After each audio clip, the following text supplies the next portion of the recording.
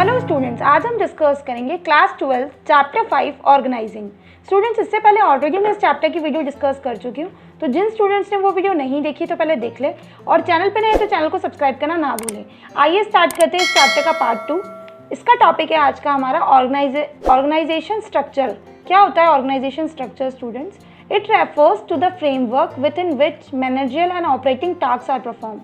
ये एक ऐसा फ्रेमवर्क होता है जिसमें जितने भी मैनेजर एक्टिविटीज़ होती है और जो भी टास्क असाइन किया जाता है वो सारा किया जाता है। अब इसकी नीड क्यों होती है ऑर्गेनाइजेशन स्ट्रक्चर की, आइए समझते हैं। तो ऑर्गेनाइजेशन स्ट्रक्चर की वजह से क्या अलाउ किया जाता है, जितने भी कोरिलेशन और कोऑर्डिनेशन है ह्यूमन का, फिजिकल का, फाइनेंशियल रिसोर्सेज का and enables a business enterprise, ये हमें इस चीज़ में मदद करता है। एंड नेक्स्ट है बेनिफिट्स। क्या क्या होते हैं ऑर्गेनाइजेशन स्ट्रक्चर के?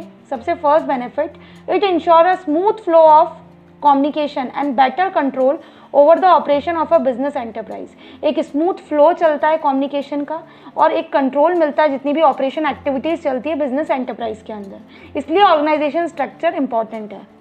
Second, it provides a framework which enables the enterprise to function as an integrated unit by regulating and coordinating the responsibilities of individual and departments.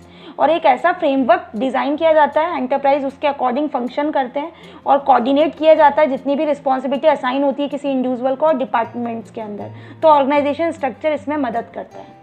एक टर्म आती है जो कि एग्जाम में भी पूछी जाती है, what is the meaning of span of management. Span of management का क्या मतलब होता है? तो it refers to the number of subordinates that can be effectively manage by a superior. इसका मतलब होता है जितने भी सबऑर्डिनेट्स हैं जिनको इफेक्टिवली मैनेज किया जाए बाय अ सुपीरियर, उसको हम स्पैन ऑफ मैनेजमेंट कहते हैं। एक इंपॉर्टेंट टॉपिक स्टूडेंट्स, ये क्वेश्चन बहुत सी बार एग्जाम में पुटअप होता है कि क्या टाइप्स होते हैं ऑर्गेनाइजेशन स्ट्रक्चर के। तो ऑर्गेनाइजेशन स्ट्रक्चर के दो टाइप्स है, एक तो फंक्शनल स्ट्रक्चर और एक डिविजनल स्ट्रक्चर्स। अब हम दोनों को समझेंगे, मैंने यहाँ पर डिफ्रेंशिएट करके आप लोगों को समझा रखा है दोनों में क्या डिफरेंस होता है, आइए और मीनिंग से भी आपको समझ में आ जाएगा। सबसे पहले हम बात करते हैं फंक्शनल स्ट्रक्चर के बारे में। तो फंक्शनल स्ट्रक्चर का मतलब होता है it refers to grouping of jobs of similar nature under one department. Group किया जाता है जो कि सिमिलर नेचर की जॉब्स होती है उनको एक ही डिपार्टमेंट के अंदर, उसको हम फंक्शनल स्ट्रक्चर बोलते हैं। और डिविजनल के अंदर डिवीजन करना, मतलब ग्रुपिंग जो होता है जॉब्स का एक प्रोडक्ट का एक डिपार्टमेंट के अंदर किया जाता है। सेकेंड चीज, it is formed on the basis of functions. Functions के बेसिस पे फॉर्म किया जाता है फंक्शनल स्ट्रक्चर, और ये प्रोडक्ट के बेसिस पे फॉर्म किया जाता है divisional structure. It leads to functional specialisation. इसमें फंक्शनल स्पेशलाइजेशन की ज़रूरत होती है, इसमें प्रोडक्ट की स्पेशलाइजेशन की ज़रूरत होती है। ये इकोनॉमिकल है क्योंकि यहाँ पर कोई डुप्लीकेशन ऑफ वर्क देखने को नहीं मिलता। ये थोड़ा कॉस्टली होता है डिविजनल स्ट्रक्चर, क्योंकि यहाँ पर हर डिपार्टमेंट के अंदर हमें अलग अलग रिसोर्सेज लगाने पड़ते हैं।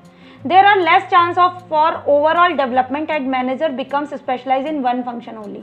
यहाँ पर जो चांसेस होता है वो थोड़ा कम होता है ओवरऑल डेवलपमेंट का, क्योंकि एक ही काम रेगुलर बेसिस पे करना होता है, तो उसी में ही स्पेशलाइजेशन किया जाता है किसी इंडिविजुअल का।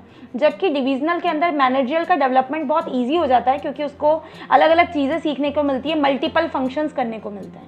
तो ये दोनों में डिफ्रेंसिएशन क्लियर है। 5 पॉइंट्स है आपके। आप का अगर क्वेश्चन आता है डिफरेंशिएट बिटवीन फंक्शनल और डिविजनल, तो आप ये पूरे 5 पॉइंट्स लिखकर आ सकते हैं। अब स्टूडेंट्स हम लोग देखते हैं कि एडवांटेजेस, डिसएडवांटेजेस और कहाँ पर सूटेबिलिटी है। सबसे पहले फंक्शनल स्ट्रक्चर के बारे में देख लेते हैं। तो इसको कहाँ कहाँ पर सूटेबल है, कहाँ कहाँ की ऑर्गेनाइजेशंस को अडॉप्ट करती है।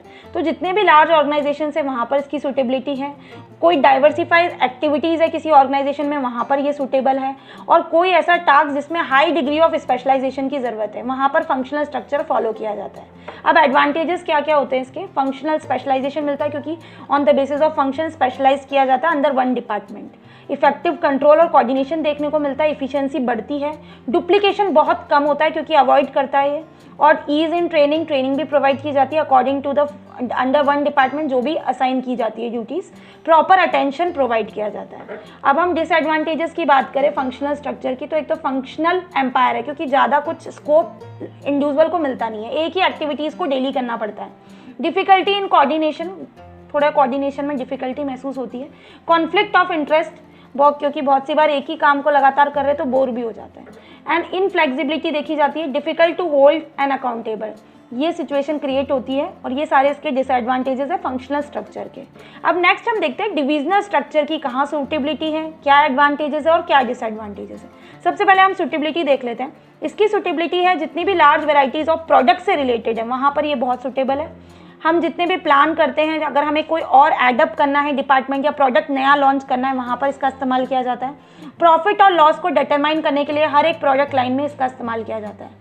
एडवांटेजेस की बात करें तो प्रोडक्ट स्पेशलाइजेशन है, क्योंकि यहाँ पर प्रोडक्ट बेसिस लिया जाता है। ग्रेटर अकाउंटेबिलिटी देखी जाती है, फ्लेक्सिबिलिटी देखी जाती है और एक्सपेंशन और ग्रोथ के चांसेस बहुत ज़्यादा होते हैं। डिसएडवांटेजेस की बात करें तो डिपार्टमेंटल में कॉन्फ्लिक्ट्स हो जाते हैं किसी बातों को लेकर, कॉस्टली है थोड़ा as compare to functional, ignore organisational interest, कई बार ऑर्गेनाइजेशन के जो इंटरेस्ट है उससे थोड़ा हट जाते हैं।